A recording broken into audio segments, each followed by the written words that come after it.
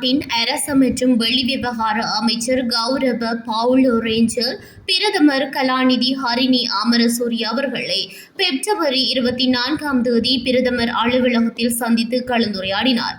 இச்சந்திப்பின் போது இரு நாடுகளுக்கும் இடையிலான சுற்றுலாத்துறை ஒத்துழைப்பை மேலும் பலப்படுத்துவது குறித்து இரு தரப்பினரும் விசேட கவனம் செலுத்தினர்.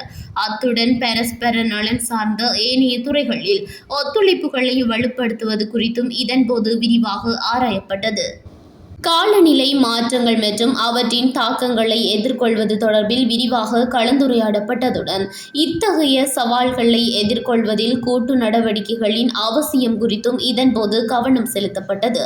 அத்தோடு ஆராய்ச்சி, புத்தாக்கம் மற்றும் தொழில்நுட்ப மேம்பாடு உள்ளிட்ட கல்வித்துறையிலான இருதரப்பு ஒத்துழைப்பை வலுப்படுத்துவதற்கான வாய்ப்புகள் குறித்து பிரதமர் இங்கு குறிப்பாக சுட்டிக்காட்டினார். இந்நிகழ்வில் இலங்கையிலுள்ள போர்த்துகல் தூதுவர், போர்த்துகல் வெளிவிவகார அமைச்சின் பிரதி அரசியல் பணிப்பாளர் பணிக்குழாம் பிரதானி ஆகியோர் கலந்து கொண்டனர்.